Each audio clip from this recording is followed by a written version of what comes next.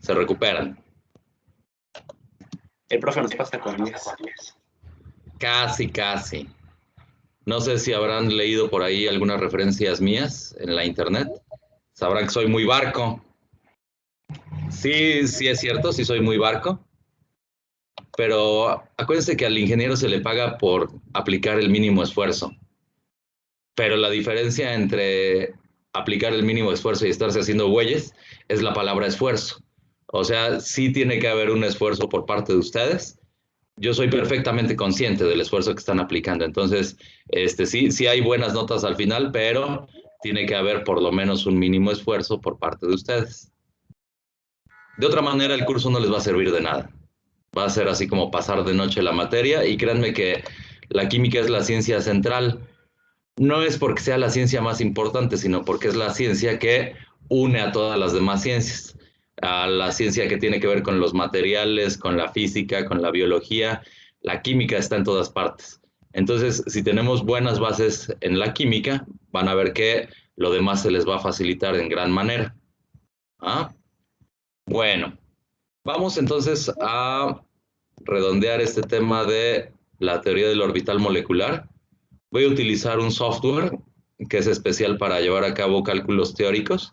Nada más que antes quisiera que recordáramos, vamos a poner por ejemplo a la molécula del oxígeno. Vamos a recordar cómo era el diagrama de correlación. Ahorita discúlpenme, estoy estrenando un Wacom que me regaló mi esposa. Entonces de repente se me dificulta la cosa. Estos son los orbitales 2p. La ocupación era de 4 espines en ellos. 2p también del otro lado. Voy a construir el diagrama de correlación utilizando todos los electrones que están en el sistema. Recuerden que estrictamente hablando, yo tengo que también participan los orbitales 2s, pero también participan los orbitales 1s.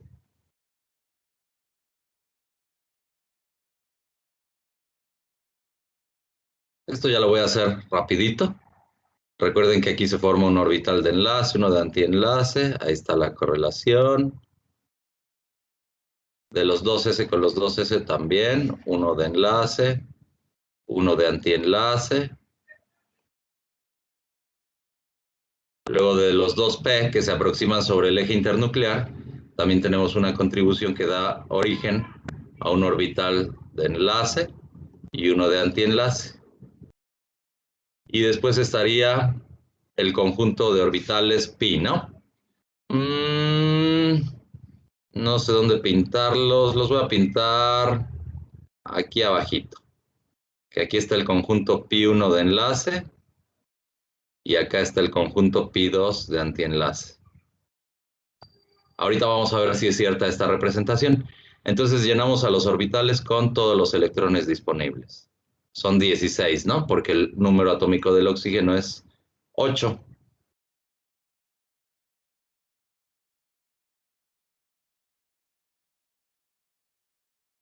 ¿Cuántos llevo? 2, 4, 6, 8, 10, 12, 14, 15 y 16. Ok, de ahí nosotros establecíamos que el orden de enlace era de 2, ¿no?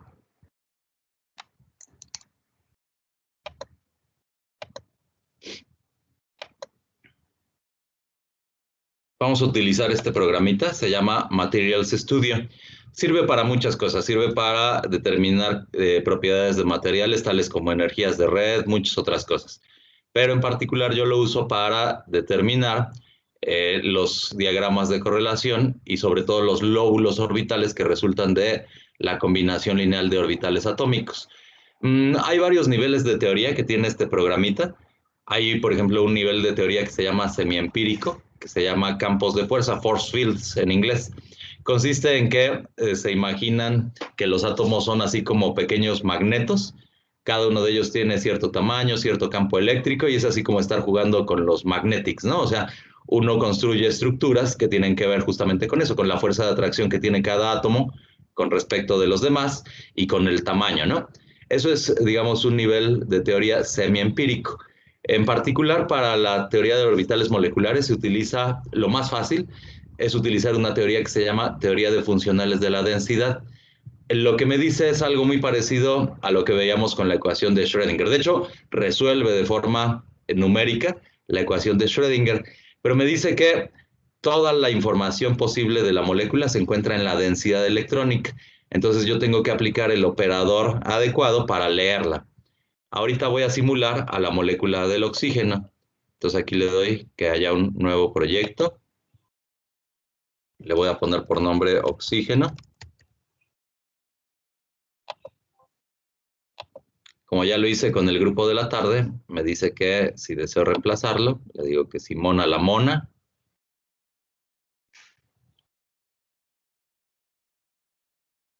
Entonces, voy a dibujar Profe, ahorita la moleculita nada más. ¿Qué pasó? ¿cómo dijo que se llamaba la teoría? Teoría de funcionales de la densidad. Hay otras teorías que resuelven la ecuación de Schrödinger. Por ejemplo, hay una teoría que se llama ab initio o cálculos ab initio.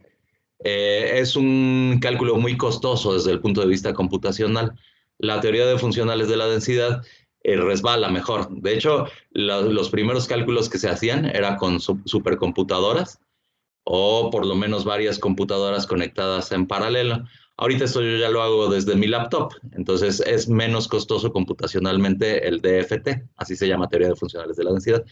Mm, lo que pasa es que el tiempo de cómputo escala a razón de 4 a la n, donde n es el número de electrones. Para la molécula de oxígeno está sencillito porque nada más tenemos 16 electrones en total, pero imagínense una molécula de una proteína o algo así, ya son cálculos que tardan meses, ¿no? Y les digo, pues ya no sería suficiente el poder de cómputo que yo tengo aquí en mi laptop, ahí sí haría falta una supercomputadora. Déjenme nada más admitir a Profesor, los sí, profe, compañeros. justamente le iba a ¿Sí? decir eso. ¿Puede Nada. repetir lo que vamos a, lo que va a calcular? ¿Lo que voy a qué? ¿A calcular? Ahorita voy a calcular nada más el diagrama de correlación de la molécula de oxígeno. Entonces tengo que dibujar a la moleculita. Aquí me pone diferentes átomos. Los más comunes para la química orgánica son carbono, nitrógeno, oxígeno, cloro, etcétera. Pero yo podría pintar cualquier clase de átomo. Tengo acceso a la tabla periódica y de ahí yo lo pondría.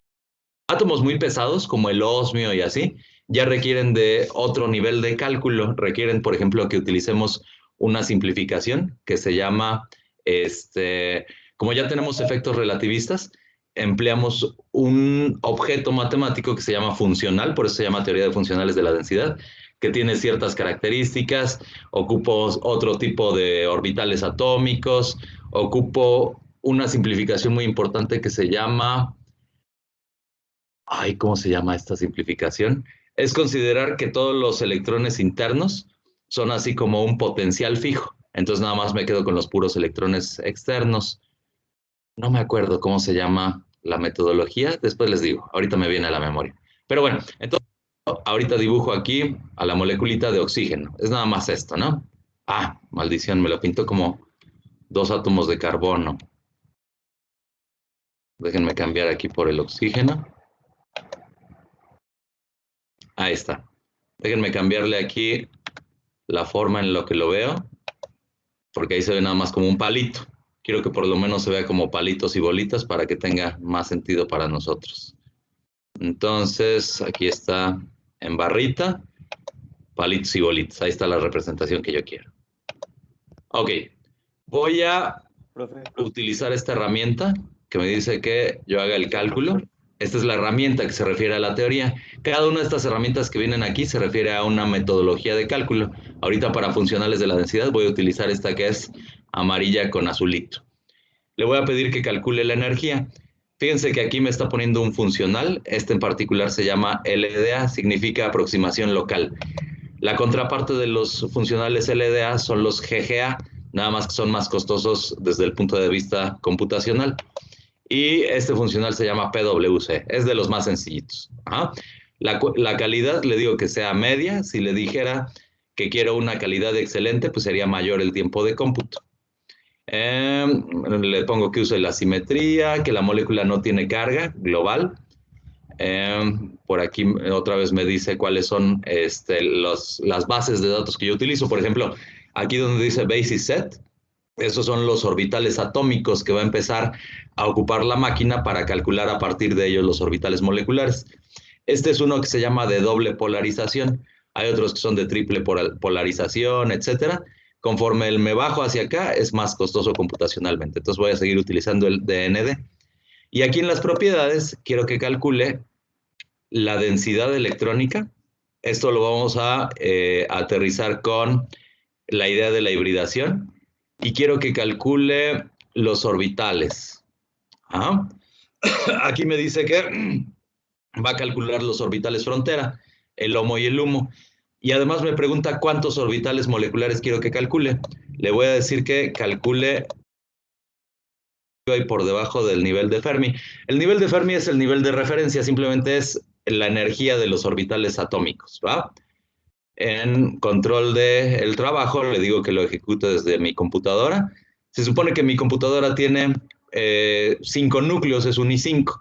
Entonces me podría hacer el cálculo con 4 de los procesadores en paralelo, pero como que se apendeja el programa. Entonces aquí le voy a decir que lo haga nada más en un solo procesador y cámara. Le digo que lo corra.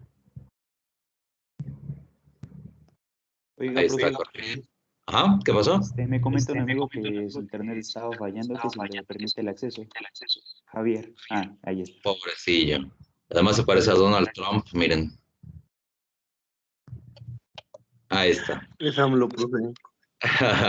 Es rarísimo AMLO.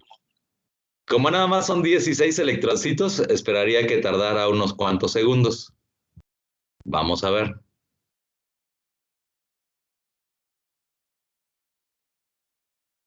Ahí está, ya terminó. Me dice que el cálculo convirgió. Finalmente, recuerden que lo que estamos haciendo es tratar de encontrar un mínimo en la energía potencial. Vamos a ver, por ejemplo, este archivo de aquí. Aquí no se ve. Pero si, por ejemplo, le dijera que además me calculara la optimización geométrica, vamos a hacerla de una vez.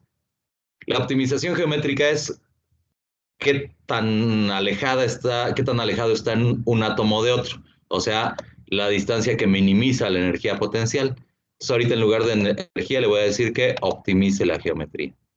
Las propiedades son las mismas, entonces lo voy a correr. Es que quiero que vean el tipo de archivos que salen como resultado del cálculo.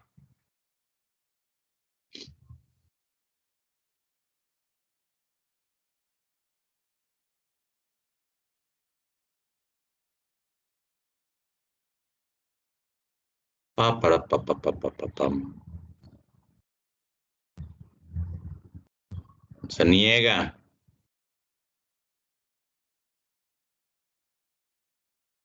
Ahí está. Fíjense. Me interesa sobre todo este archivito de aquí atrás. Fíjense que lo que está haciendo el programa es iterar. En particular para esta molécula se tardó 7 iteraciones y en cada una de ellas va calculando un valor de la energía. Iniciamos con un valor elevado de energía y conforme itera, vamos llegando hacia un mínimo en la energía potencial. En la iteración 7 ya tiene un mínimo. De hecho, si no llegara a un mínimo, significa que el cálculo no está convirgiendo, significa que no hay solución. Eso se interpreta como un archivo que me va a dar acá el programa, en el que se ven las frecuencias en el infrarrojo. Si yo tuviera frecuencias negativas, no existen las frecuencias negativas. Eso querría decir que el cálculo pues es imaginario, o sea, no tiene una solución verdadera. ¿Ah? Entonces, bueno, me voy a quedar aquí con la solución que me dio. Es esta, la moleculita. Esta ya es la molécula que está optimizada geométrica y energéticamente. Voy a analizar los orbitales. Aquí le doy en la ventana de análisis y me voy, por ejemplo, a los orbitales. Calculo todos estos. Aquí donde dice yes, significa que sí es un orbital que calculó. Y fíjense, por aquí está el orbital HOMO y acá está también el orbital LUMO. Fíjense que todos los orbitales de aquí arriba de la lista, dice aquí esta columna eigenvalue, es el valor único de la energía. Todos tienen un signo negativo de energía. Eso quiere decir que estoy por debajo del nivel de Fermi y por lo tanto son orbitales estabilizantes, están bajando la energía potencial del sistema. Conforme bajo en la lista, voy a ver que el valor en el que se baja la energía potencial es cada vez menor. Por ejemplo, estos ya están en valores de menos 0.78, menos 0.46, etcétera. Hasta que llegó al HOMO. El HOMO todavía es un orbital estabilizante, está bajando la energía potencial. Por encima de él hay dos orbitalitos que todavía tienen un valor estabilizante de energía, y después está el LUMO. ¿Se acuerdan que nosotros habíamos visto que HOMO y LUMO eran los orbitales frontera? Es decir, este de acá sería, de acuerdo con lo que he estado diciéndoles, déjenme cambiar el color del lápiz. Este de acá sería el orbital, este de acá sería el HOMO, y este de acá sería el LUMO, ¿no? Sin embargo, el programa no lo entiende así. Como lo que está planteando es la ocupabilidad de orbitales mediante pares libres, para el programa este orbital de acá es el HOMO, y los que se encuentren ocupados por espines no apareados se llaman orbitales SOMO, o sea, Single Occupied Molecular Orbital, orbital molecular ocupado, pero por un spin desapareado. ¿Ah? Entonces, por eso es que en el cálculo, este es el orbital que se muestra como HOMO, después aparecen estos dos que se encuentran ocupados, pero por electrones desapareados, y después aparece hasta acá arriba el LUMO. Déjenme regreso a la ventana. Fíjense, estos dos orbitales que aparecen después del HOMO tienen el mismo valor de energía, menos 27, menos 0.2765, menos 0.2765. Eso quiere decir que se encuentran degenerados. Es lo que yo ya sé, ¿no? O sea, acá el conjunto pi2 de antienlace se encuentra degenerado energéticamente. Por eso es que el cálculo me está dando el mismo valor de energía. Y bueno, después de eso, fíjense, el LUMO todavía me parece que es un orbital estabilizante, todavía tiene un valor de energía negativo, o sea, que está mal la representación que yo estoy poniendo en el papel. Ese LUMO todavía tendría que estar por debajo del nivel de Fermi. Y después del LUMO ya aparece un orbital que tiene una energía positiva, o sea, es totalmente desestabilizante, tiene una energía de 0.51, 0.51. De hecho, los dos orbitales que aparecen después del LUMO son degenerados también. Yo podría anticiparles ahorita que van a tener una simetría pi, pero vamos a ver. Vamos a analizar el primer orbital, este de aquí, el de menos 18.77. Ese tendría que ser el orbital que yo veo hasta acá abajo. O sea, tendría que ser, a ver, espérenme tantito. Tendría que ser este orbital de acá, ¿no? Es el que está formado por la combinación lineal de dos pelotitas. Yo esperaría que tuviera simetría sigma. Vamos a ver si es cierto. Voy a decirle que lo ponga. Bueno, no se ve muy parecido a como lo veíamos. Según esto son nada más las dos pelotitas, pero aquí no me marca el programa que se están combinando linealmente. Déjenme quitarlo. Vamos a analizar el siguiente. El siguiente tendría que ser el sigma 2 de antienlace. Vamos a ver cómo se ve. Si es de antienlace, fíjense, ya tiene un plano nodal perpendicular al eje internuclear. O sea, aquí tengo un signo de fase positivo, que está representado por el color azul, y un signo de fase negativo representado por el color amarillo. Vamos a quitarlo. El siguiente tendría que ser el que resulta de la combinación lineal de orbitales p. O sea, tendría que ser este de aquí. Ese se vería como la cara del changuito, ¿no? Vamos a ver cómo nos dice el programa que es. Estaba en este, ¿no? Es el 3. Este sí lo pone como una combinación de dos pelotas. Ah, no, espérense. Lo que pasa es que este no es el que les había señalado. Este es el que resulta de 2S con 2S. Entonces sería el sumar dos pelotas, ¿no? Esta más esta. Y sí me da la simetría que me da el programa. Un orbital sigma, ¿no? Y ahora sí, el que sigue, o sea, este de acá, tendría que ser la cara del changuito. Vamos a ver si sí es cierto. A ver, me olvido de él. Déjenme nada más girarlo, a ver si sí. Si no tiene simetría pi o algo. No, tiene simetría sigma. ¿Ya vieron? Entonces lo voy a borrar. Y voy a poner el que sigue, que es este. Este es de antienlace. De acuerdo con mi programa, este orbitalito de acá tendría que ser, no este que les había puesto acá, sino, lo voy a poner en color verde, sino este de acá. Entonces, es correcta la construcción que habíamos visto antes. Este conjunto 2S está por debajo de energía del conjunto 2P. ¿Ok? Vamos a seguir analizando. Entonces, este es de antienlace. El que sigue tendría que ser el sigma de enlace, pero de orbitales P. Vamos a ver. En efecto, esta es la cara del changuito. ¿Manda? ¿Cómo, perdón? Ok, se le trabó el internet. Esta es la cara del changuito. ¿Va? Sigue teniendo una simetría sigma y es de enlace, o sea, tengo densidad electrónica en la región internuclear. ¿Qué orbital era ese? ¿El 6? No me acuerdo. Bueno, vamos a analizar el que sigue. Este es el 6. Fíjense, este ya tiene una simetría pi. Eso quiere decir que me estoy refiriendo al conjunto pi1 de enlace. Es un orbital pi y es enlazante. O sea que el programa lo que está interpretando... ¿Cómo tiene simetría pi? Porque tengo un plano nodal en el eje internuclear. El eje internuclear es este, ¿no? Y si tengo signos de fase arriba y abajo y tengo un cambio de fase, eso quiere decir que tiene simetría pi. Y es de enlace porque no tiene un plano nodal que sea perpendicular al eje internuclear. ¿Ah? O sea, lo que está viendo el programa, este orbitalito de acá, déjenme rayárselos, es este orbital de acá. El otro tiene que tener la misma energía, pero se encuentra ortogonal al primero. Vamos a ver si es cierto. Ahorita me referí al orbital 6. Fíjense, el 7 tiene la misma energía, tiene exactamente el mismo valor, menos 0.4075. Y es ortogonal. Vamos a ver. Voy a quitar este de aquí y voy a pintar este de acá, que es el HOMO. Ay, espérame. Quito este y pinto este otro. ¿Ya vieron? Es el mismo, nada más que se encuentra a 90 grados. O sea, es el otro orbital del conjunto pi1 de enlace. Entonces, eso es lo que me marca el programa como orbital HOMO.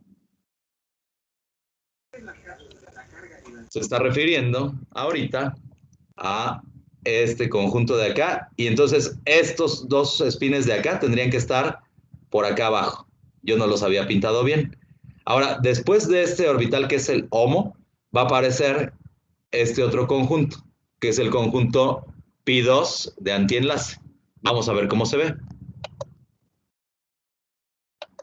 Acuérdense que son degenerados, los dos tienen el mismo valor energético, vean, menos 0.2765. Tienen que tener una simetría pi, pero una simetría pi de antienlace. Vamos a ver si es cierto. En efecto, tienen simetría pi porque fíjense, en el eje internuclear tengo un plano nodal. Y además hay un plano nodal perpendicular al eje internuclear, es un orbital pi de antienlace. Y el otro tiene que estar ortogonal a este. Voy a eliminar este y vamos a ver el otro. ¿Ya vieron? Tiene la misma simetría, pero se encuentra a 90 grados. Si pongo los dos, vean cómo se va a ver. ¿Ya vieron? Este es el conjunto de los dos orbitales pi que se encuentran superpuestos en el espacio. Voy a quitarlos. Ahora, de acuerdo con mi diagrama de correlación que yo pinté, el orbital LUMO, ¿qué simetría tendría que tener? Tendría que tener una simetría sigma, es este orbital de acá, pero es un sigma de antienlace. Vamos a ver si sí es cierto.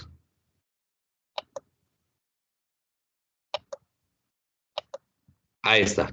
Tiene simetría sigma, es radialmente simétrico con respecto del eje internuclear, pero tengo un plano nodal perpendicular al eje internuclear. ¿Ah? Está chidito, ¿no? Ahora vean, voy a pintar la densidad electrónica. eso tendría que parecerse a la idea que yo tengo de la hibridación. O sea, esa densidad electrónica va a ser la combinación lineal de todos los orbitales moleculares que estoy viendo.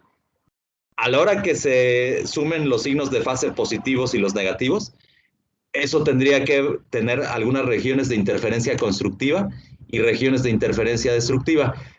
El resultado de todo va a ser algo como la idea que yo tengo de la hibridación. Vamos a ver si es cierto. Profe, Sí, dígame. en el anterior, en el sigma de Ajá. antienlace, ¿por qué apareció uno positivo, uno negativo, uno positivo, uno negativo? Que acuérdense que yo tengo ahora una interferencia destructiva. Veamos, vamos a analizar. Este es el que viene de la resta de dos orbitales P. Lo voy a poner aquí. Es el que resulta de esta diferencia. Los signos de fase son más menos, más menos. Los núcleos se aproximan hasta cierta distancia. Y acuérdense que este signo negativo cambia la fase de este lóbulo orbital. Entonces ahora tendría que este es de signo negativo, este es de signo positivo, a este le cambia el signo, va a ser de signo negativo, y este es de signo positivo.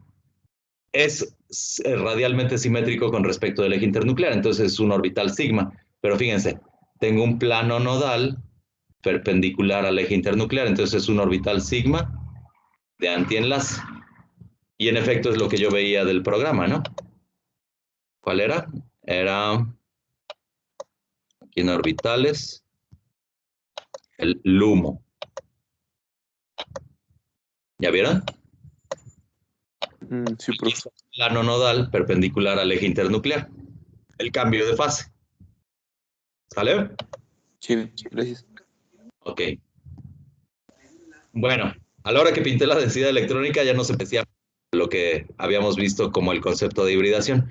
Lo que pasa es que está poniéndome muchas otras combinaciones lineales y por eso es que nada más se ve así como que yo tengo pues, un balón envolviendo todo, ¿no? Ahí tendría que desglosar por capas energéticas para que se alcancen a ver cosas como los pares libres que tiene el átomo de oxígeno, que estarían dirigidos hacia los vértices de un triángulo, ¿no? Entonces, eso es el concepto de hibridación. Ahorita eso es por la energía que yo le estoy marcando a la isosuperficie. Eso desde luego lo puedo modificar y si yo le disminuyo la energía, vería esos pares libres que yo presumo para la molécula de oxígeno que están representados en la estructura de Lewis, ¿no? Recuerden que yo decía que la molécula de oxígeno era algo así. Uy. Chingao. Esperen. Digo que todavía estoy aprendiendo a usar el Wacom.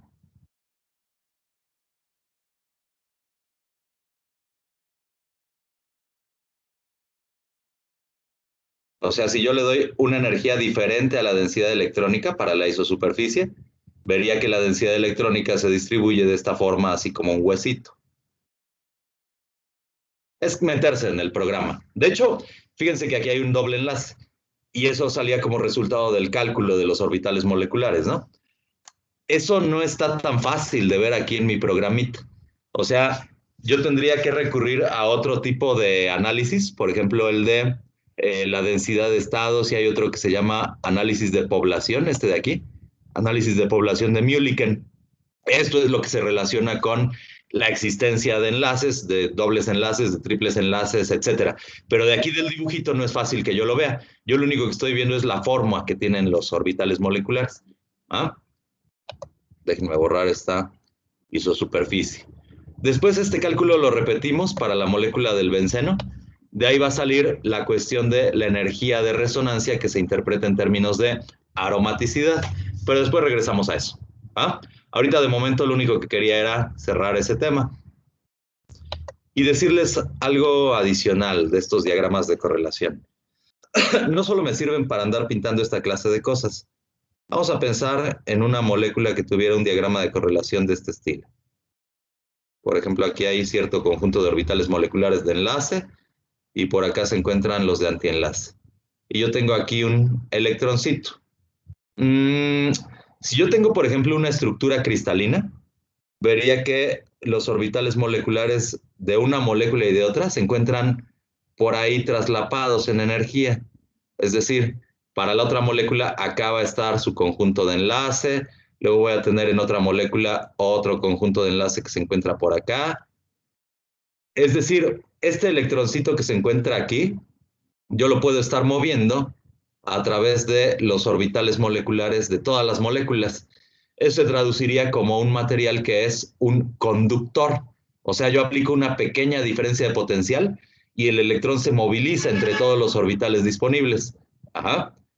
¿Qué pasará si, por ejemplo, yo tengo estructuras discontinuas? O sea, tengo este spin acá y acá arriba se encuentra el orbital LUMO. Entonces yo aplico, por ejemplo, una energía y vería que el electrón se pasa para acá y después aquí se puede deslocalizar entre cualquiera de estos orbitales moleculares, es decir, los orbitales moleculares se encuentran muy cercanos en energía, lo mismo le da al electroncito estar ocupando cualquiera de ellos. Estoy viendo el fenómeno de que estamos pasando de la banda de valencia a la banda de conducción, entonces el material ahora va a ser un semiconductor. Y podría pasar esto otro todavía, que por acá está el conjunto de orbitales de enlace, por acá está el de antienlace, y yo tenga un brinco energético que es muchísimo, muy grande.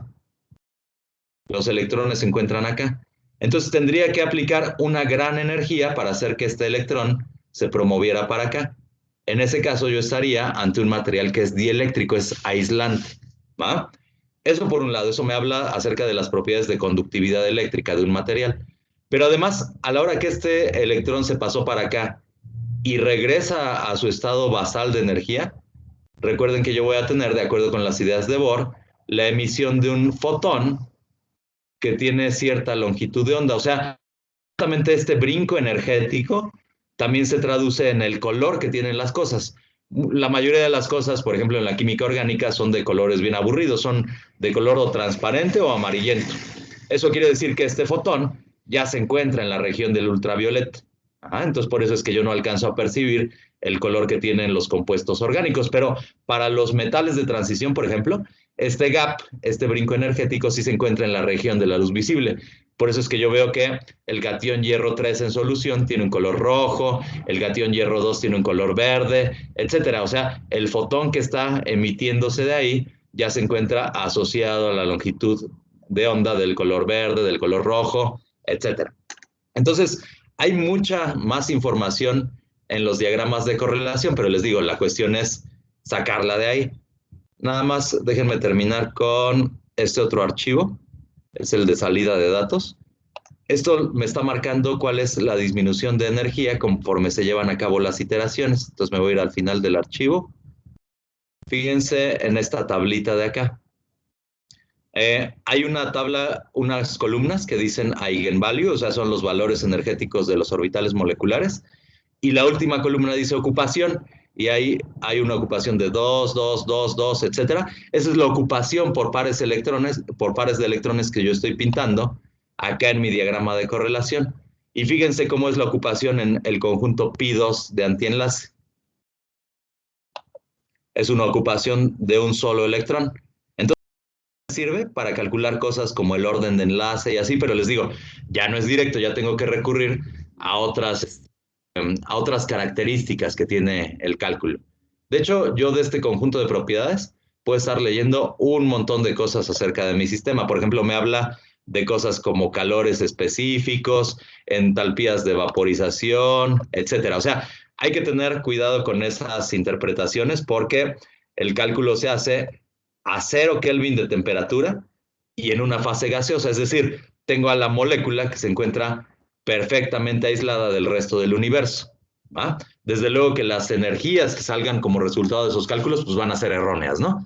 Pero, vamos, me sirven como una metodología de comparación para tratar de establecer patrones de reactividad y muchas cosas parecidas. Entonces, ahorita le voy a dejar aquí, pero quería presentarles este programita para que de repente hagamos uno que otro cálculo que tiene que ver con moléculas de la química orgánica. ¿Dudas hasta aquí, chicos? ¿Cómo se llama el programa, profe? Se llama MacStudio. ¿Tendrá el link en Mega? Déjenme que les cuente un secreto, chicos. Va. Este programa es piratota. Lo que pasa es que la licencia anda como en 100,000 varos. Entonces, pues es algo que yo no me puedo permitir. Entonces lo craqueé. Ahí en el Simvestaff, pues todos andábamos ocupando software pirata. La desventaja es que no lo podemos utilizar para realizar publicaciones científicas. Si yo, por ejemplo, quisiera presentar los resultados del cálculo de una molécula, no puedo decir que lo hice en este programa porque pues, es pirata, ¿no? Entonces ahí tengo que acercarme con un muchacho que haga cálculos teóricos, reproducir los cálculos que yo estoy haciendo en un programa que sí tenga licencia y entonces eso es lo que yo puedo publicar. De hecho, así le hice para presentar mi tesis de doctorado. Entonces he estado utilizando porque pues no manchen, o sea, corre en ambiente Windows, todos los que utilizan los teóricos, corren en Linux, etcétera, o sea, para mí es dificultoso. Entonces, este es bonito porque es un ambiente totalmente gráfico, los de ellos son ambientes de comandos y todo lo demás, entonces son cosas pues complicadas, ¿no? Yo lo tengo en piratón, pero es bastante pesado. Si quieren en algún momento de la vida, les comparto una ubicación de Dropbox y les digo cómo instalarlo y todo lo demás por si tienen alguna curiosidad.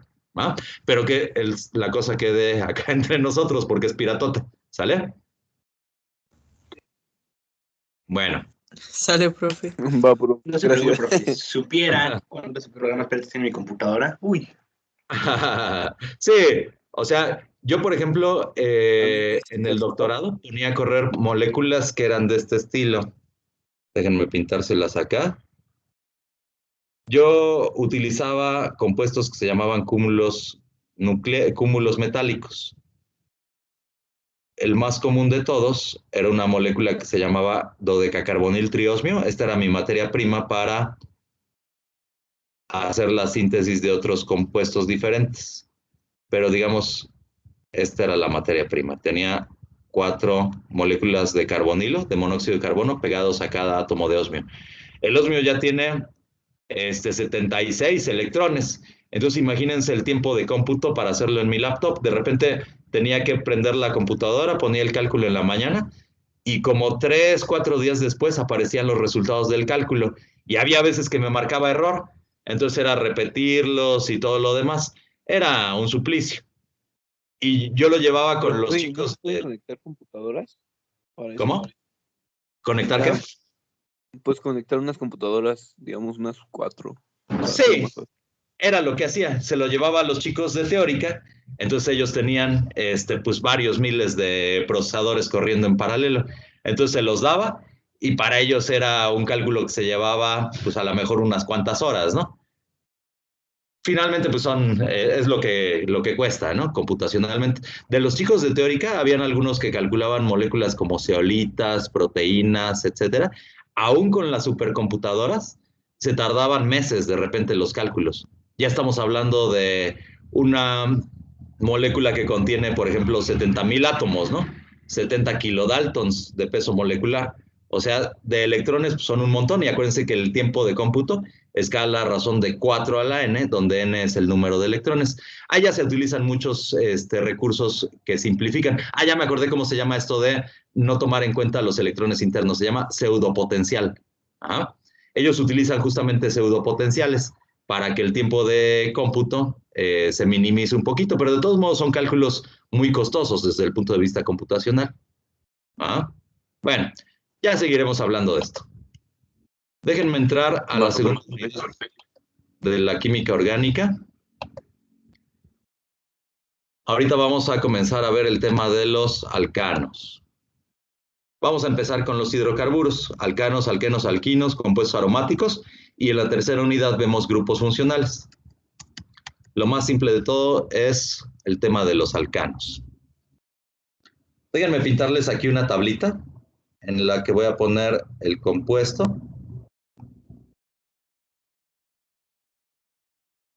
Y aquí voy a poner la temperatura de ebullición. Está representada en grados Celsius. Voy a empezar con el metano. Luego aquí les voy a poner al N-heptadecano.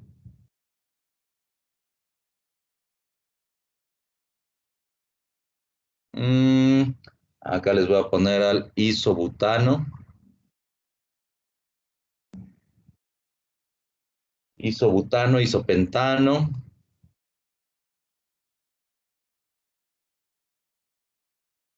Luego acá al neopentano.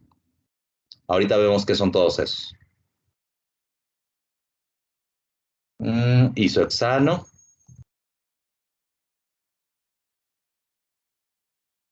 Y acá les voy a poner al N-butano, N-pentano y N-hexano. Ok. Aquí voy a escribir el punto de ebullición que tiene cada uno de ellos.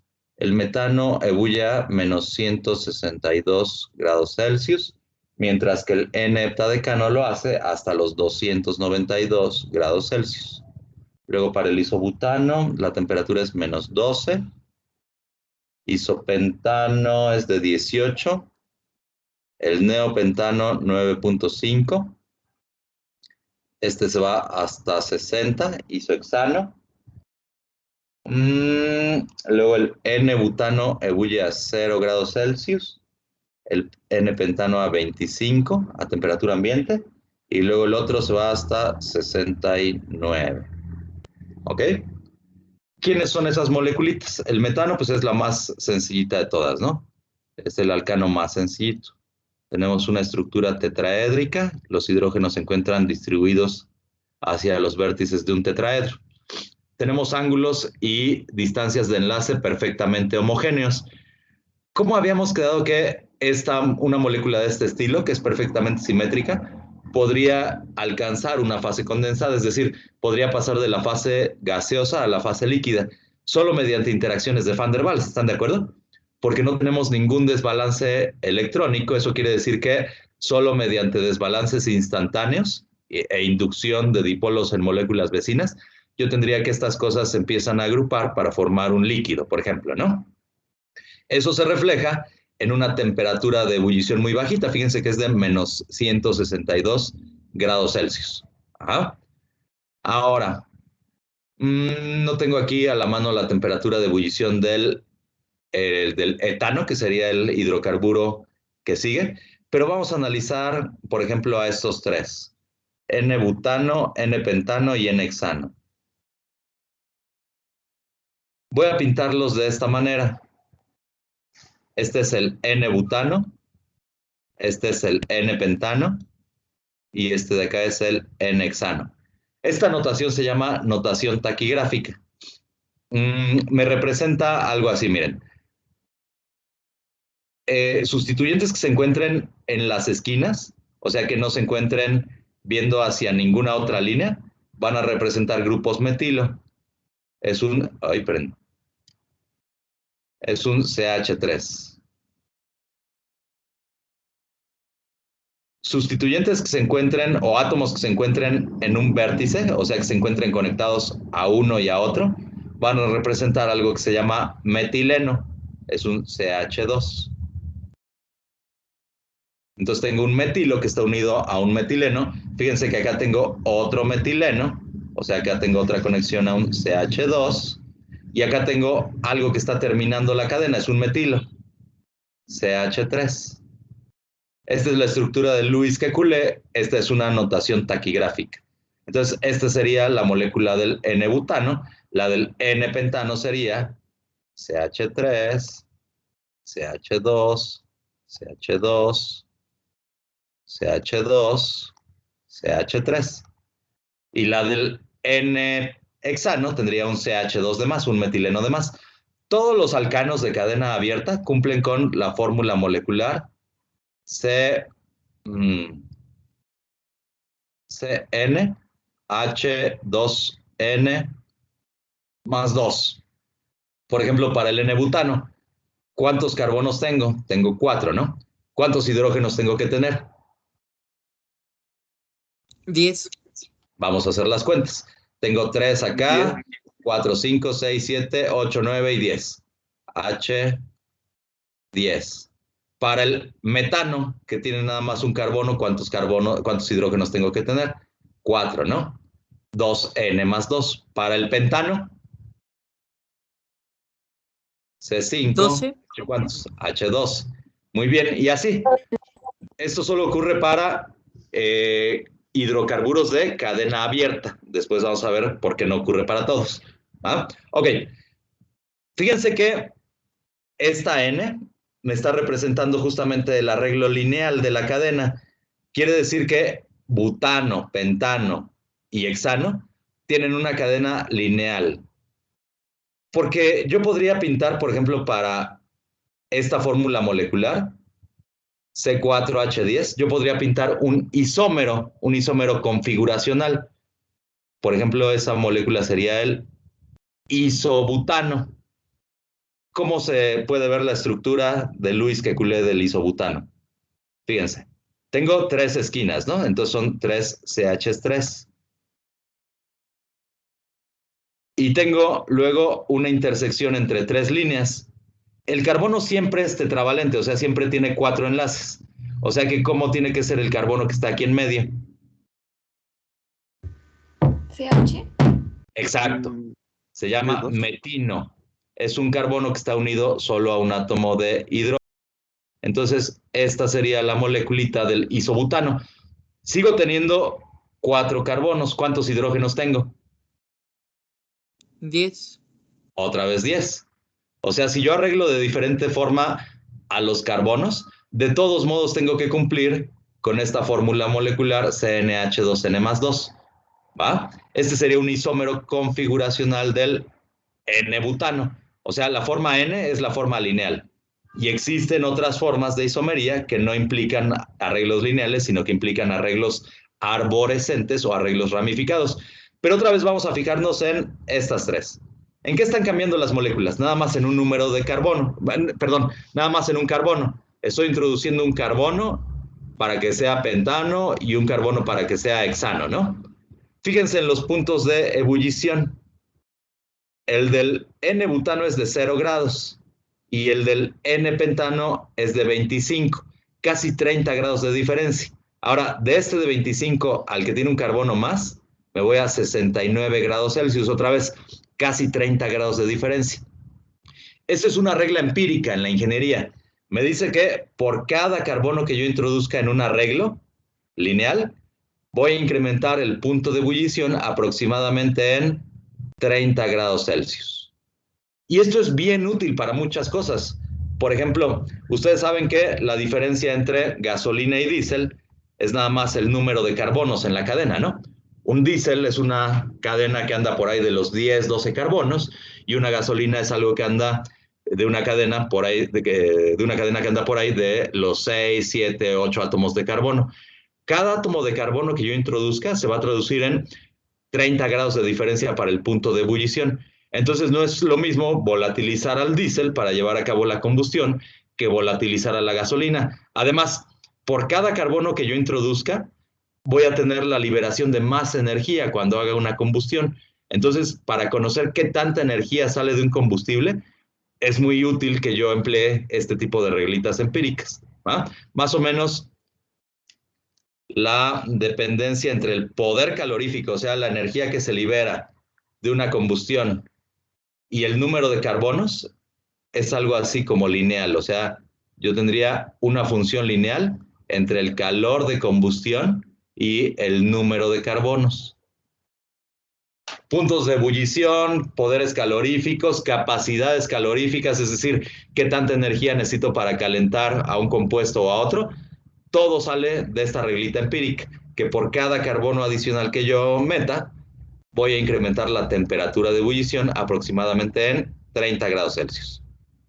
¿Hasta aquí alguna duda, chicos? Estoy comparando cadenas lineales con el número de carbonos. ¿Ah? Ahora, vamos a comparar al N-pentano con el isopentano y con el neopentano. Ahorita les voy a adelantar algo.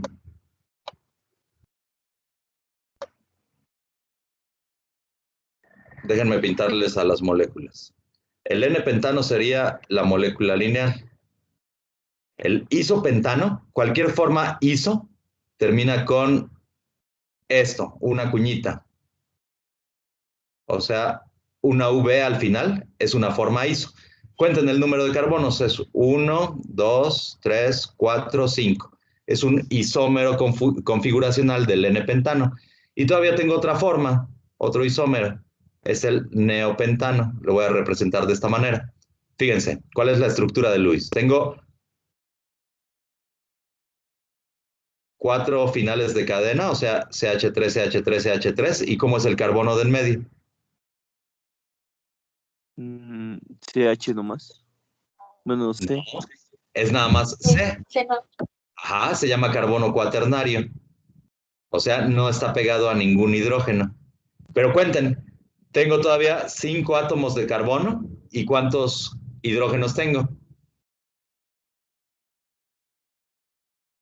4 por 3, 12, ¿no? Sigo teniendo la fórmula molecular C5H12, o sea, CnH2n más 2. Todos tienen la misma fórmula molecular. Este entonces se llama neopentano, este se llama isopentano y el de más arriba se llama N-pentano. Vamos a comparar los puntos de ebullición. Fíjense, la forma N-pentano tiene un punto de ebullición de 25 grados Celsius. La forma iso tiene un punto de ebullición de 18 grados Celsius. Y la forma neo tiene un punto de ebullición de 9.5. ¿Cuál es el que tiene menor punto de ebullición? El neo, ¿no? La forma neo. Luego, este tiene mayor punto de ebullición y este tiene mayor punto de ebullición.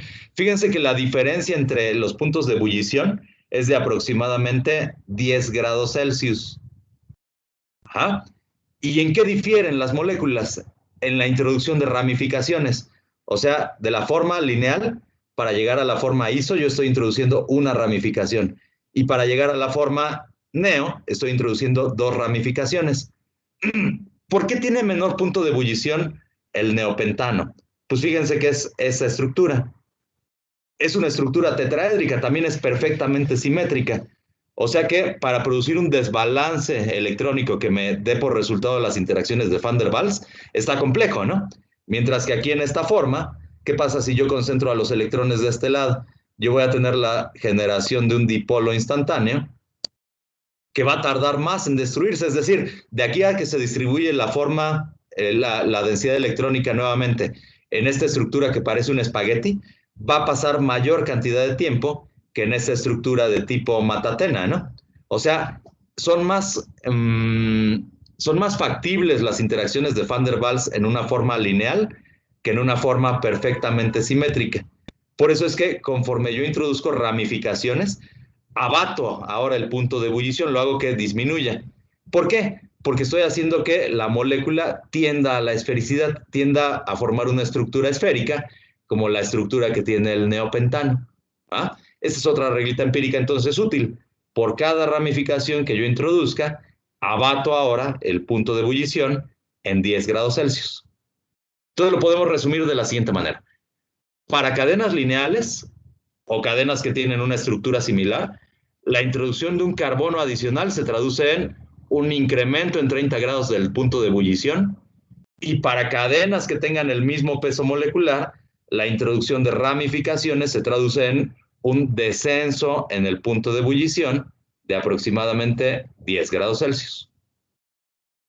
¿De acuerdo, chicos? ¿Todo Sí, bien? prof. Ok. Vamos a hacer un repaso de cómo se llaman los sustituyentes para ponerles nombre a las cadenitas. Recuerden que estos sustituyentes, por ejemplo, este sustituyente de acá, yo me refiero a él como un grupo alquilo y lo nombro como una R. Entonces, R es igual a grupo alquilo o sustituyente alquilo. Vamos a ver en esta tablita quiénes son los grupos alquilos más frecuentes. O sea, estoy hablando de una R que se encuentra pegada a otra cosa. En este caso, la otra cosa es todo el resto de la cadena hidrocarbonada, ¿va? Entonces el grupo alquilo más sencillito sería el CH3, que está pegado a otra cosa. Eso se conoce como metil o grupo metilo. ¿Qué seguiría? Seguiría un CH2, CH3, que está pegado a algo más. ¿Eso cómo se llama? Etilo. Etilo o etil, ¿no? En mi notación taquigráfica, eso equivaldría a esto de acá, ¿no? Un CH3, un CH2.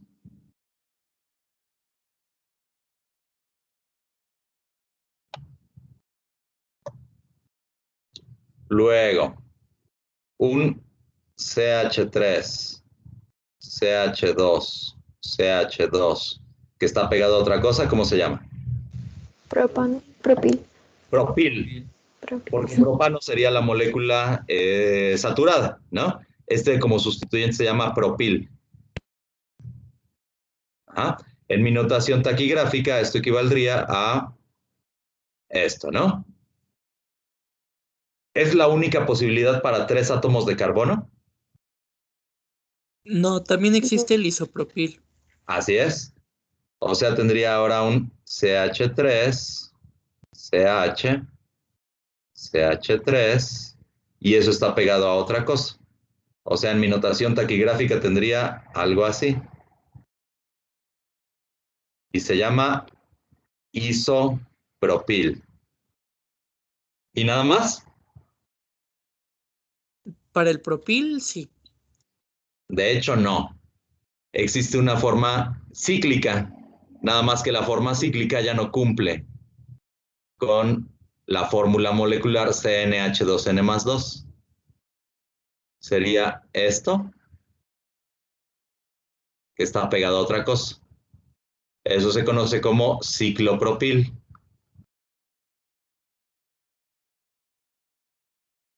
Pero hagan las cuentas del propil, que sería N-propil, y el isopropil. ¿Cuántos hidrógenos tengo? Tengo 3, 5, 7, ¿no?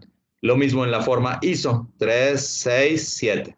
Vean en la forma ciclo cuántos hidrógenos tengo.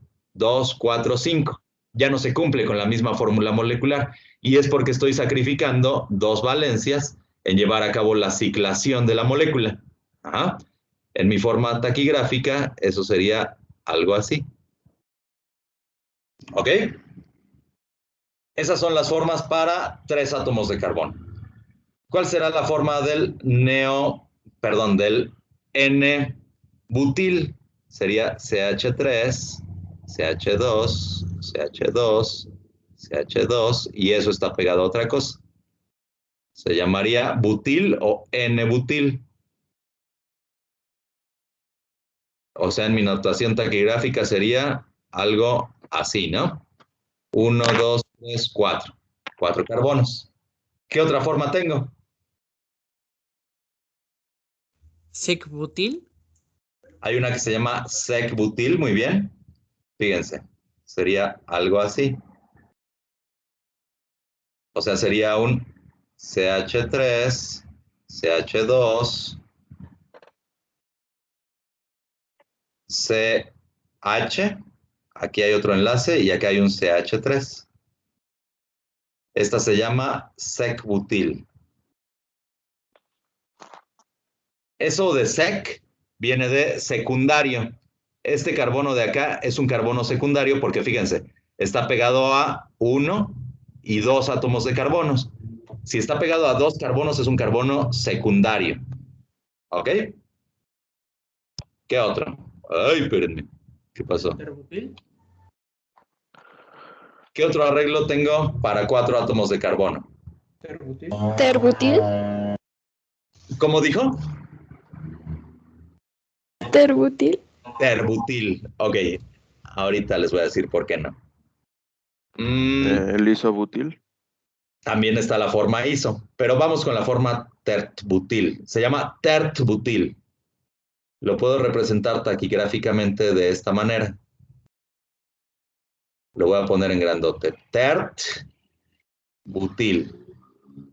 Voy a pintar la estructura de Lewis. Sería CH3, CH3, CH3, y todo eso está pegado a otra cosa, ¿va? Se llama tertbutil porque viene de carbono terciario. Si el carbono secundario estaba pegado a 2 carbonos, el carbono terciario, ¿cuántos está pegado? A 3. Usa 3. 1, 2, 3. Ajá. Hay gente que dice que se llama, que decir tertbutil no es correcto, que se tendría que llamar tercbutil. Eso lo dicen las personas que todo lo quieren decir en español, y es porque dicen que tert viene de tertiary en inglés, pero no es cierto.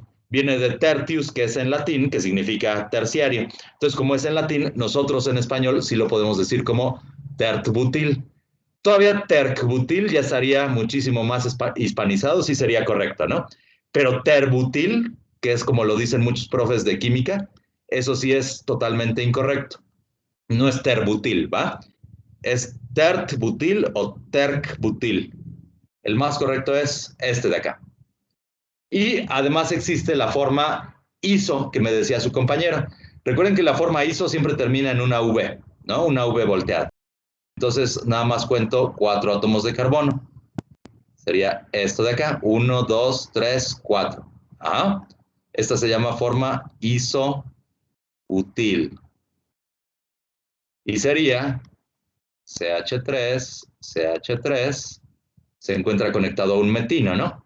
CH, luego esto a un metileno, CH2, y eso a otra cosa. Es la forma iso. ¿Y qué otra forma podré tener para 4 átomos de carbono? ¿Ciclo? La forma cíclica. Nada más que lo mismo. La forma cíclica ya no cumpliría con la fórmula molecular. Esta se llamaría ciclobutil. ¿Oí? Ciclobutil. Ahora, para 5 átomos de carbono, ¿cuál sería la forma N? Sería 1, 2, 3, 4, 5. Este sería el N-pentil, ¿no? ¿Cuál sería la forma iso? Tiene que terminar en V. Entonces sería 1, 2, 3, 4, 5. Y eso está pegado a otro, ¿no? Sería isopentil. ¿Cuál sería la forma sec? Sería la cadena así y tiene una ramificación. 1, 2, 3, 4, 5. Déjenme quitarle uno porque me sobró. Sería así, ¿no? 1, 2, 3, 4, 5. Ahí está. Eso sería sec pentil. Aquí ya no tenemos una forma tert, pero tenemos una forma neopentil. O sea, a la molécula del neopentano le cambiamos un CH3 por un CH2 y lo conectamos a otra cosa. Esta sería la forma neopentil. Y también estaría la forma cíclica, por ejemplo, el ciclopentil, ¿no?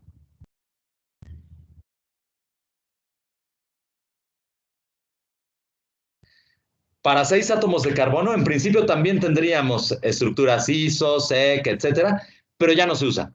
Ajá. Nada más hasta 5 átomos de carbono es que yo puedo tener este tipo de arreglos usuales, digámoslo así. Ya en 6, 7 átomos de carbono, a pesar de que son posibles, nadie los ocupa. Nada más déjenme ponerles otros 2 que son importantes. Bueno, para 6 átomos de carbono, este sí es importante. ¿Cómo se llamaría? Así es. ¿Qué tal? Ciclohexil, ¿no? Ciclohexano. Ciclohexil. Acuérdense que es un radical alquilo. O sea, si no estuviera pegado a otra cosa, sí se llamaría ciclohexano, pero como es una ramificación, se llama ciclohexil o ciclohexilo. Hay otro que es bastante importante. Es un anillo bencénico que está pegado a otra cosa. O sea, el ciclohexilo sería puros carbonos en sp3. CH2, CH2, CH2, CH2, CH2, CH que está pegado a otra cosa, ¿no? Todas las hibridaciones de los carbonos son sp3. Para este, las hibridaciones serían sp2. O sea, tengo CH, CH, CH, CH, CH, C, y ese está pegado a otra cosa. Y tengo la presencia de 3 dobles enlaces. Ese se llama fenil. Ajá. Está representado por el ciclohexano, pero con un circulito adentro. Después decimos qué es ese circulito. Y todavía hay otro que es bastante importante. Es lo mismo que el fenilo, pero tiene un metileno de más. O sea, tiene un CH2 y ese CH2 está pegado a otra cosa. Eso se conoce como bencil. ¿Va acá? Son los más importantes. Vamos a ocuparlos para darle nombre a unas cadenas hidrocarbonadas. A ver, por ejemplo, esta cadenita de acá.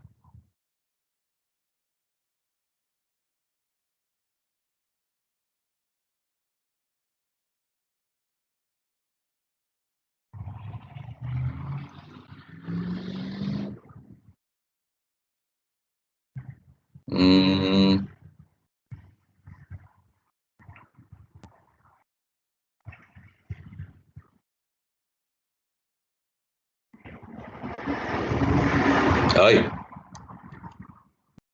Chingao. A ver esta cadenita de aquí. Vamos a darle nombre. ¿Qué es lo primero que tenemos que saber? Tenemos que saber cuál es la cadena más larga que contiene al grupo funcional. ¿Cuál dirían ustedes que es? ¿Es esta que va hacia acá?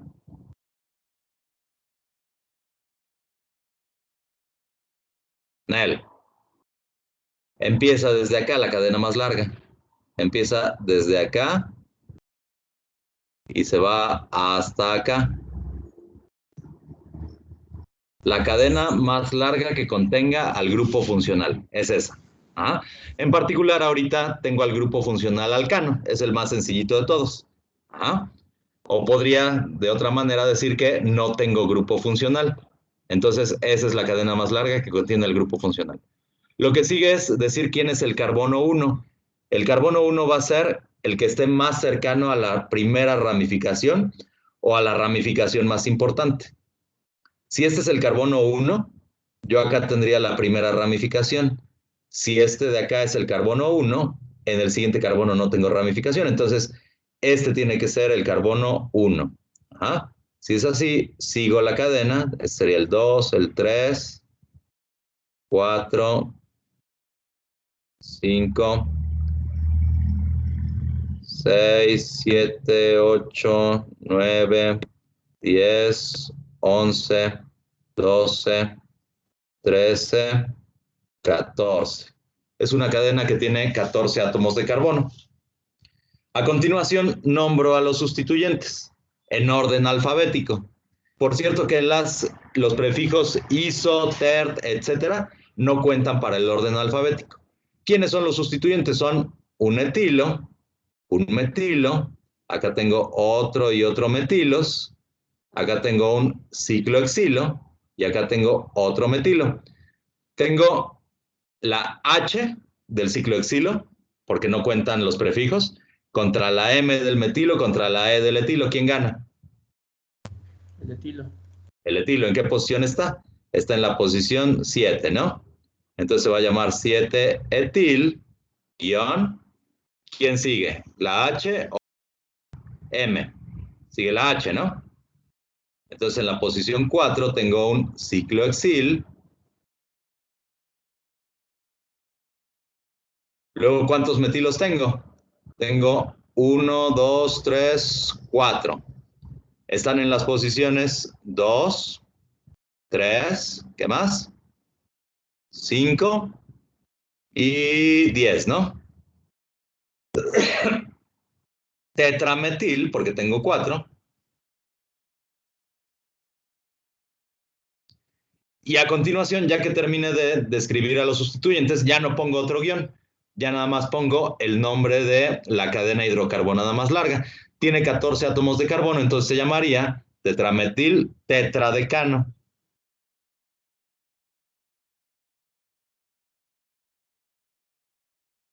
¿Dudas con la notación, chicos?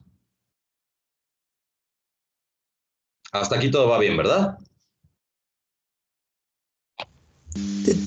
¿Tetrametil lo escribe junto de tetradecano? Sí.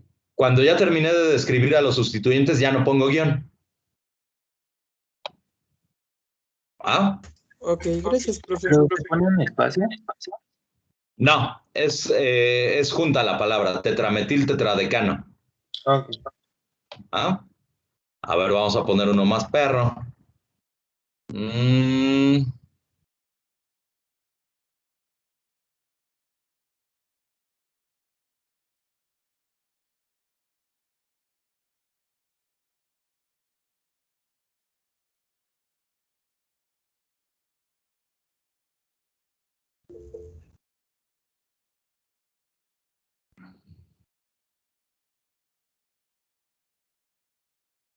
Esta.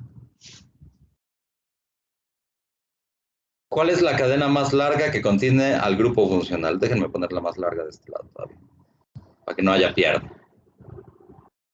Parece ser que es esta cadenita de acá, ¿no?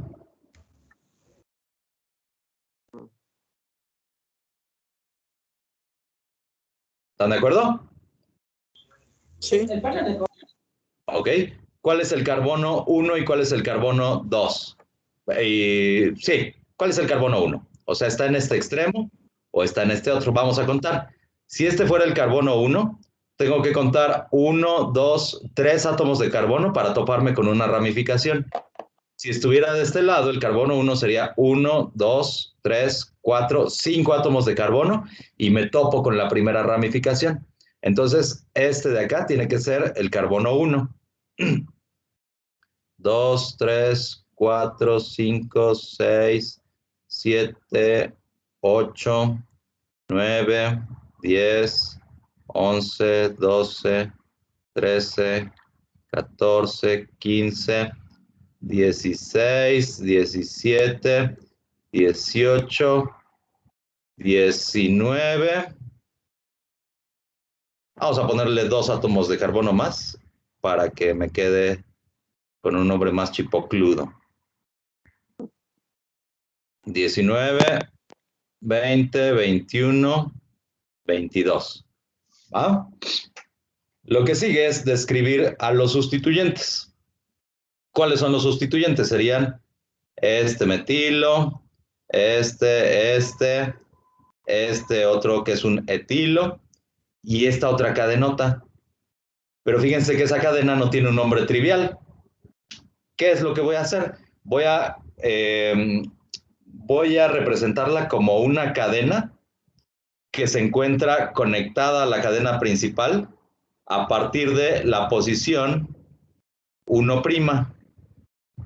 Y me voy a ir a definir esta cadena secundaria como le hice con la cadena principal, o sea, hacia donde tenga el mayor número de átomos de carbono. Sería hacia acá arriba o hacia acá abajo.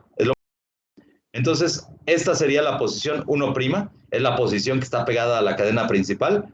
Esta sería la posición 2', 3' y 4'. ¿Va? Voy a empezar definiendo a la cadena principal. ¿Se encuentra Profe, anclada?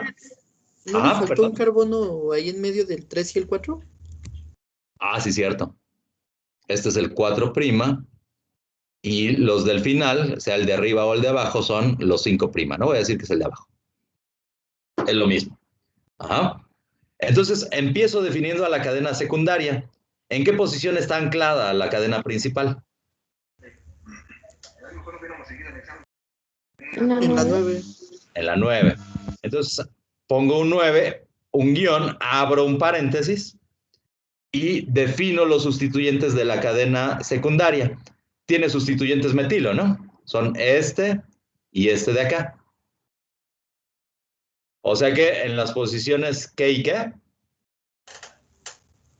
3', 4'. 3', 4', yo tengo un dimetil. Ya terminé de definir a los sustituyentes, defino a la cadena secundaria. ¿Cuántos átomos de carbono tiene? 5, ¿no? ¿Cómo se llamaría? Pentano. pero no es pentano porque es sustituyente, entonces sería dimetilpentil. Y cierro el paréntesis. ¿Ah? Esa es la cadena secundaria en la posición 9. Continúo definiendo los sustituyentes en la cadena principal. ¿Qué seguiría? Sería el etilo, ¿no? En la posición 14 tengo un etil. ¿Qué más? Ya nada más siguen metilos, ¿no? Se encuentran en las posiciones 4. ¿Qué más?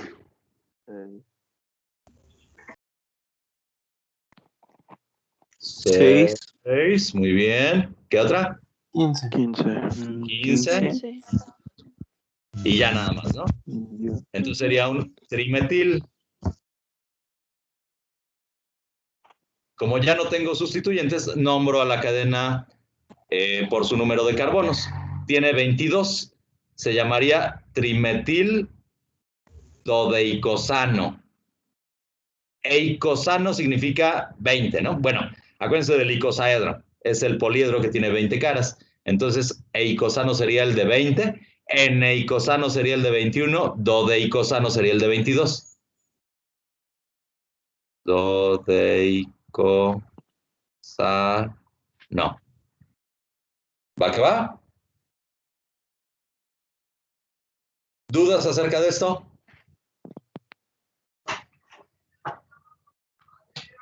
¿Ninguna? Ok, vamos a complicarlo un poquito más. Yo sí, profe. Dígame.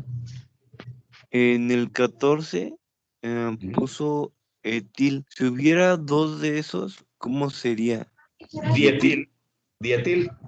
Si tuviera 3 sería trietil, etcétera. ¿Ah? Y entonces vamos de los que tienen más a los que tienen menos. Es en arreglo de orden alfabético. Es orden alfabético. Empecé Ok. con etil porque empieza con E. Y me sigo con Ok. metil porque empieza con M. ¿Va? Va, gracias. Ok. Vamos a... Profe. Sí, dígame.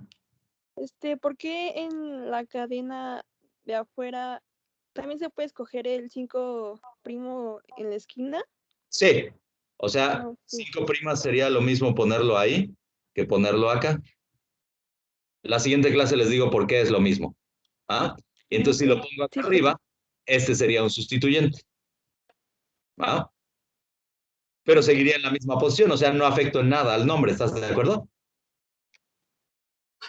sí. Está bien, gracias, profe. Déjenme poner nada más algo adicional.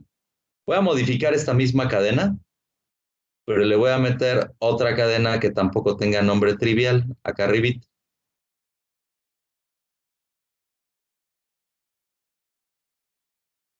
Esa cadenita. Ajá. ¿Cómo se llamaría entonces la molécula? Fíjense, como sustituyente ya no tiene un nombre trivial, ya no puedo decir que sea un propil, un isopropil, ni nada por el estilo. Entonces tengo que utilizar el mismo sistema de notación. Nada más que ahora, como ya tengo una cadena denotada en numeración prima, ¿cómo sería la notación para esta otra cadenita? Este de aquí sería el carbono ¿qué? ¿Uno diprima? Exacto. Este sería el carbono 1 biprima, este sería el 2 biprima, este sería el 3 biprima y este de acá sería el 4 biprima. Ahí. Ajá. O sea que yo podría también describir esa cadena utilizando la misma notación. O sea, antes de todo esto, de las primas, por ejemplo, digo que en la posición 16, abro un paréntesis, describo a los sustituyentes, en qué posiciones se encuentran.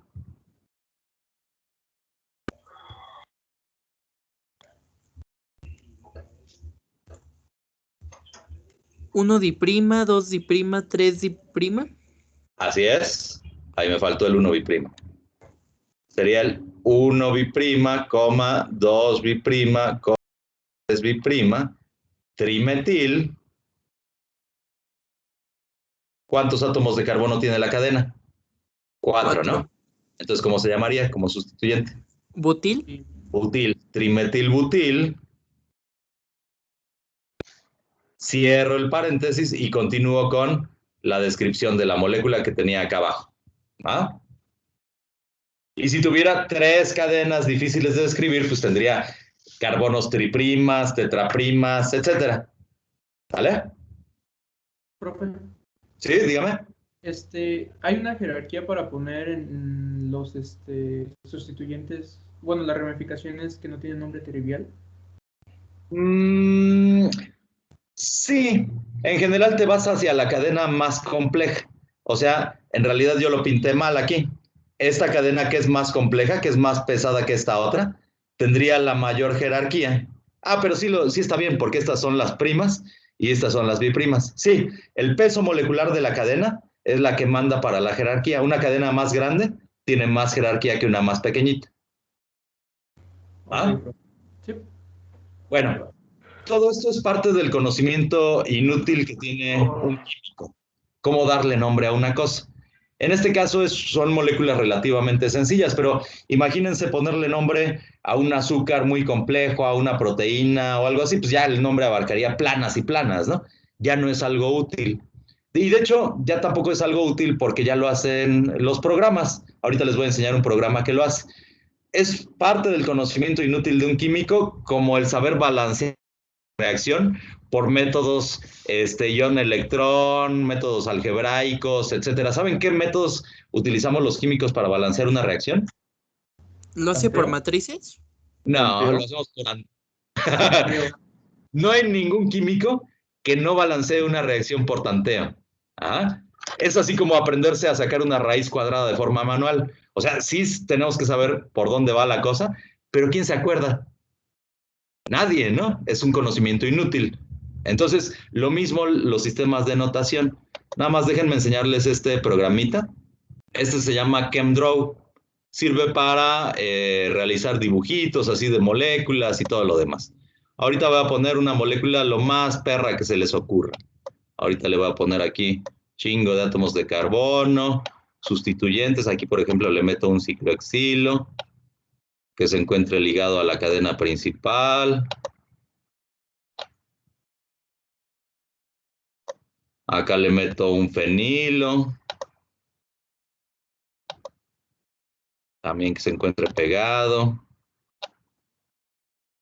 Le pongo dobles, triples enlaces, etcétera, ¿no? Fíjense, voy a seleccionar a la moleculita. Primero la voy a limpiar para que se vea bonita, ¿no? Y ahora le voy a decir al programa que convierta la estructura en un nombre. Es todo este nombre.